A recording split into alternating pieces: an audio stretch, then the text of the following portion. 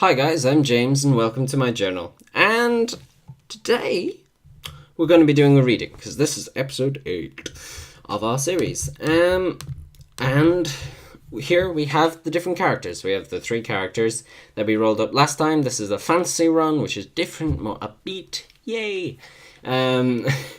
So we have Prithik Doomricher. I'm still in the mood of Richard, like from the last the last set of characters.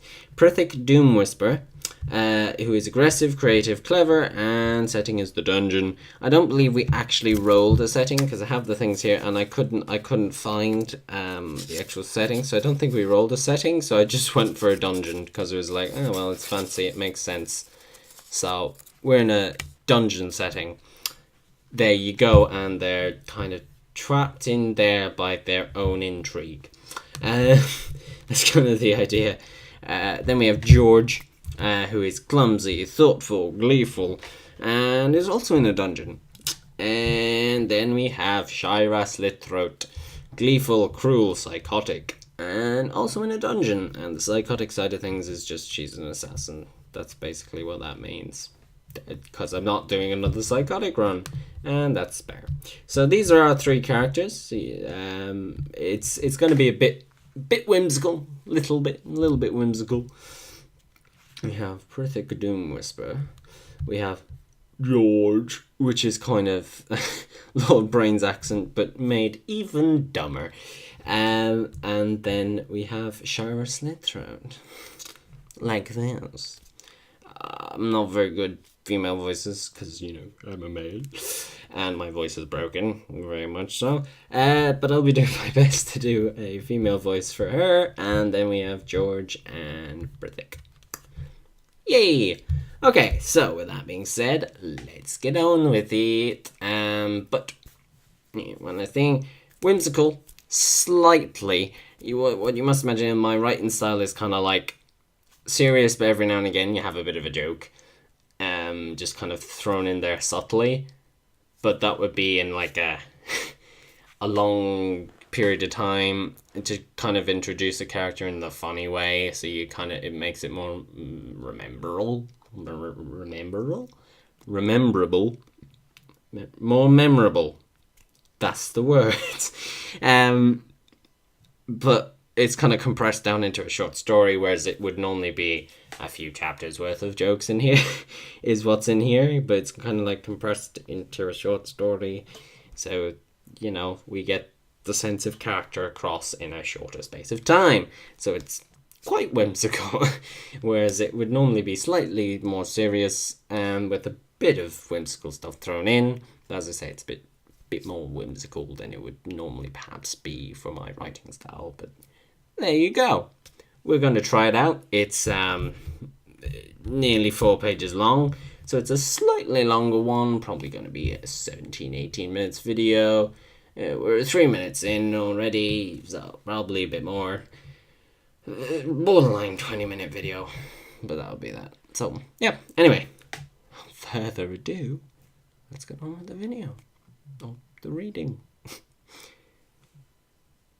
And just like that, the trap was set. Shira Slitthroat readied her blades. Prithik Doomwhisper wound up a spell ready to be cast. And George seemed ready to hit things hard. They heard the mutterings of anxious adventurers and the slightly muted clinking of chainmail, echoing down the tunnel towards them. They crouched and waited. The trio had been drawn to the dungeon in the Firaxis Mountains by tales of a powerful artifact, the likes of which could change the fortunes of the Greylands forever.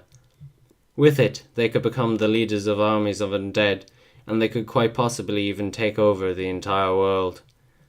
Although an odd group of evil people, they were in many ways very standard in their way of thinking.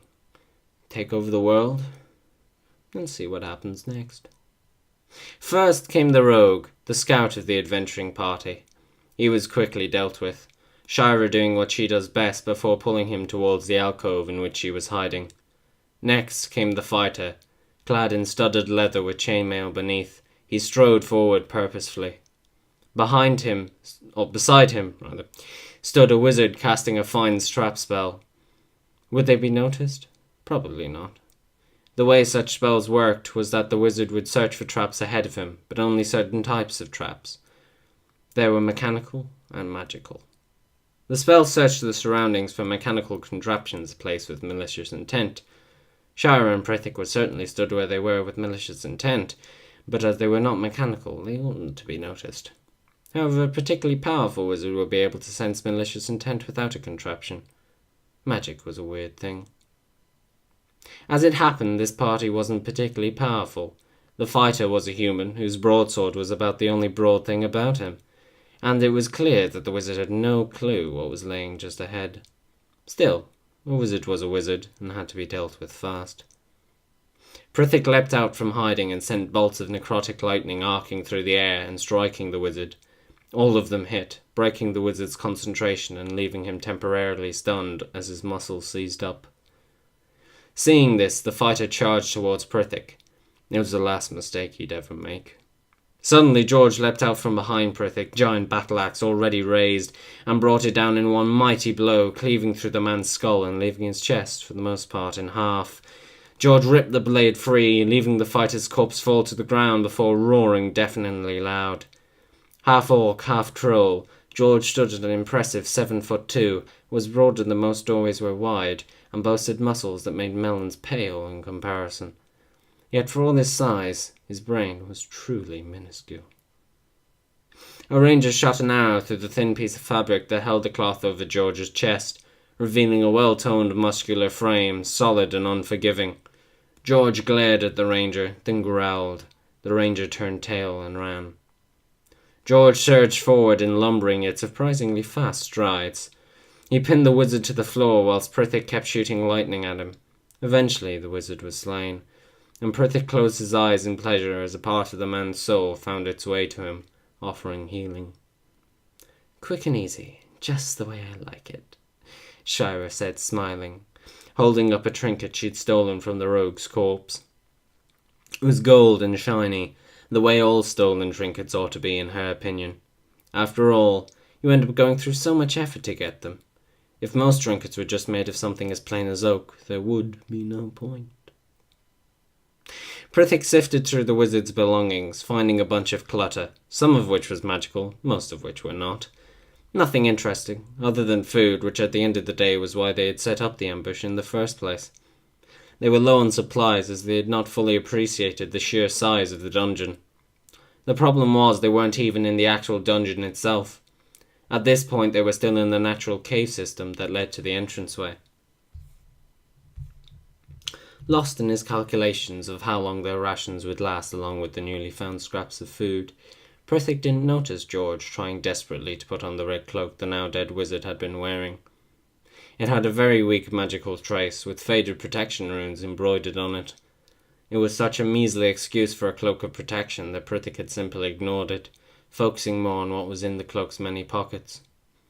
The cloak, being magical, eventually moulded itself to fit its new owner, George. This, of course, made the protection runes even weaker as they were stretched ever thinner across the fabric's expanding surface. Prithik was only alerted to such going-ons by George bumping into him as he gleefully jumped up and down, saying, look at me, I be wizard now." Being his main source of protection, Prithik did his best to keep George happy, because despite how clumsy and idiotic he was in general, when it came to a fight, he made a brilliant shield, and indeed weapon. As such, noticing how much George loved the cloak, Prithik made a note of having to fix it up or somehow recharge the cloak, as in its current state Prithik reckoned the most it could do is deflect a pebble. Upon closer inspection, Prithik changed his mind. It would have to be a pretty damn small pebble. Prithik placed a hand on George's shoulder to cease his bouncing.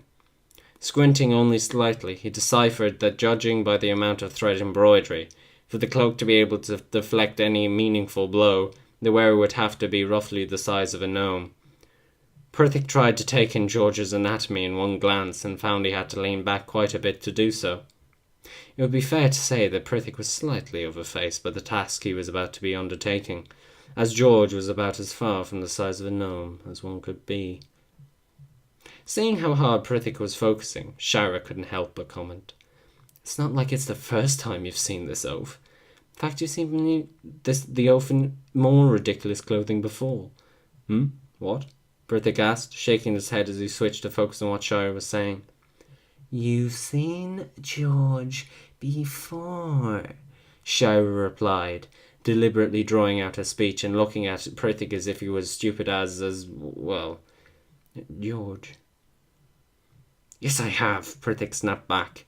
So why are you staring at him so intently? It's not like he has a mind you could be reading anyway. Prithik sighed. How many times do I have to tell you? I can't mind read. I'm a necromancer, not a wizard. I deal with the undead, and the undead merely do as they are commanded. They have a half-living form, yes, but they do not have a mind. Yeah, whatever. Why are you looking at George that way? To see if I can fix this magic cloak that he seems to have taken a fancy to. Oh, it's magic, Shara said, suddenly interested. Yeah, of course it is. I'm a wizard now, George cut in. No, that's not how it works. Just because you're a wizard doesn't mean that... Prithik trailed off, seeing the blank, uncomprehending expression on George's face. He took in a deep breath and was about to try and explain again. So, you see... never mind, Prithik concluded, making a dismissive gesture in George's direction. So what does it do? Shara inquired, seemingly getting slightly impatient. Never a good sign. It's a cloak with protection runes on. Oh, I see, Shara said, trailing off. Prithik could tell just by the look in her eyes what she was going to ask. So can I have it? No! Prithik and George said in unison. George saying it with far more emotion. But why? It's not like George needs it. I mean, look at him with his big muscles. He's more than capable of defending himself, aren't you, George? It was such a pathetic attempt at persuasion that even George got onto it. No, my like cloak, so may keep cloak. Oh, but come on. Give it here! George just shook his head. You know, for a rogue, you're pretty bad at persuasion. I'm a good rogue. Oh yeah? Then prove it, Prithik countered. Shira executed a perfect roll, coming up right in front of Prithik so that their breath was almost mingling. See, I rolled. I'm a natural one, Shira declared cockily. Prithik just stepped aside and gave Shira a dismissive gesture. Look, if George wants to keep it, just let him keep it. Since when did it matter what George thought? Shira asked with genuine curiosity mingled with snobbery. Since I'm a wizard, George said proudly. Why does that matter? Shira snapped.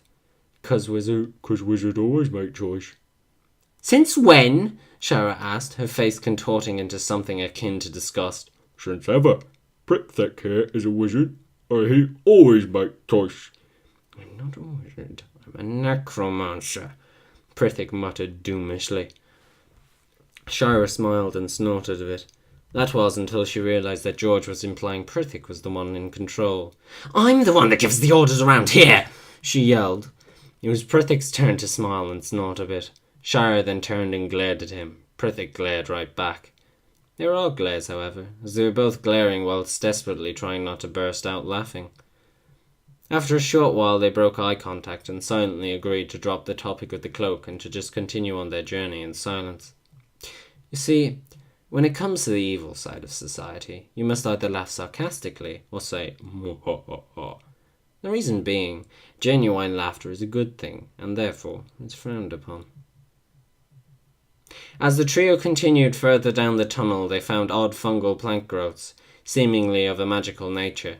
They were large, and although clearly plants, were as hard as the stone around them, and large enough to sit on. Not that any of them tried to.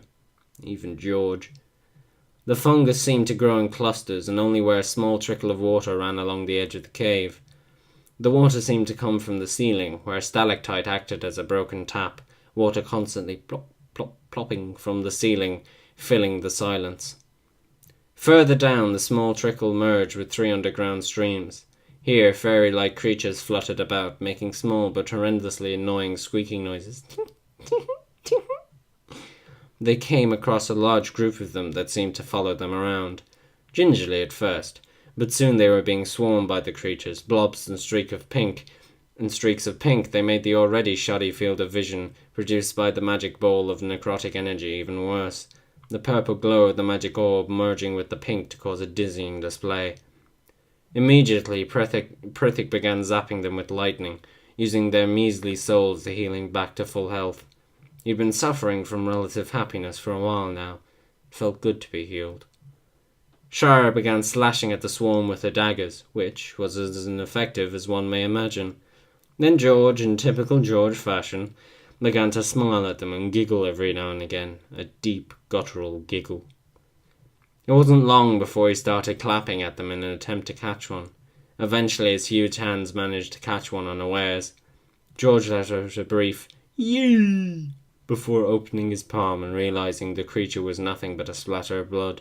The "Aww" he left out afterwards, making it clear to the others that he'd been trying to catch one and keep it alive. After a lot more zapping, frantic swatting, and ineffective slashing, not to forget the intermittent cursing, they left the fungus-filled tunnel behind.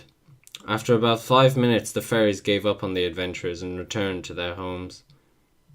The tunnel continued fungus-free for many miles before abruptly opening out into a giant cavern. There were only 3 things that made the cavern impressive: its size, the fact that they hadn't seen one for miles and miles, and the gateway. There were only 2 things that made the gateway impressive: its size and its ornate decoration. George lumbered forward towards the massive gateway carved out of the solid rock, looking up in awe. Now there was only one thing that made George impressive: his size. Perhaps that was being a bit unfair. The cape he was wearing looked impressive too as it billowed out behind him. It wasn't this, rather the fact that it was billowing at all, that caught Prithik's attention. There was a slight breeze blowing through the gateway and into the cavern. It wasn't a cool, refreshing breeze. In fact, it was the complete opposite. It was a hot, almost clingy kind of breeze. Prithik wasn't sure, but he could have sworn it carried a hint of something sulphuric. On the floor were a handful of well-rotten wooden planks, hinting at the fact that the great open expanse in the arching gateway had once been filled by a wooden door of some sort. Prithik began to study the patterns etched into the pillars either side of the opening. He assumed the symbols to be simply decorative, that was, until he recognized one of the symbols to be a rune of protection, and a cluster of symbols that vaguely resembled a force rune. Force runes had been replaced in recent years by other runes that were far more specific, such as barrier runes and blast runes. That being said, on such a scale, even a poorly carved force rune could cause serious damage if activated. Prithik noticed out of the corner of his eye that George was now nearing the gateway. "Stop!" he yelled. George stopped and turned to face him. "What?" "Could be magical." "Want me to throw a stone through?" Shara offered, holding up a pebble. "No. Let something a little more humanoid be the test subject," Prithik replied. "What, so tell George to keep going?" Shara asked. "No," Prithik replied incredulously. Prithik then proceeded to pull out 10 slightly scorched human ribs from one of his pockets and toss them in front of him. Prithik uttered a few words before making an unnecessary impressive hand gesture and stepping back to appreciate his work. 7 of the 10 rib bones began to form into full-size skeletons. The ashen bones that clashed, the slightly scorched black and pure white of the original ribs. Once fully formed, the skeletons began to pulse with necrotic energy and were soon wreathed in purple flame. They all simultaneously turned to look at their master expectantly. Prithik made a hand gesture towards the gate. He then extended his presence outwards to encompass where the skeletons were now standing. The air between master and skull servants briefly turning deathly cold as Prithik sent them their commands. The skeletons then turned and ran full speed towards the gateway. As soon as they stepped past the giant pillars, they exploded in a rain of ash, the ribs slowly floating back through the air to where the spell had first been cast, landing right at Prithik's feet. He picked them up and pocketed them, collecting the other 3 at the same time. He then took a few steps back, crossed his arms in such a way that he could stroke his beard with his right hand and still look cool, stared up at the gateway, and said the most helpful and constructive thing that came to mind. Alright, well that was it, guys. So, I hope you enjoyed. yeah, not much else to say about that. If you want another one of these, because clearly we get to the gateway and then they don't actually get into the dungeon, so this is the first one. If you want something like we did with the Psychos, that run, just with this one, with fancy and stuff, we can do that, because I really enjoyed writing this and I'd love to go through and continue on further. So if you want that, then please comment it down below. And yeah, that's about it, really. If you liked it, please do like, comment, and subscribe. And see you guys next time. Yeah. Bye.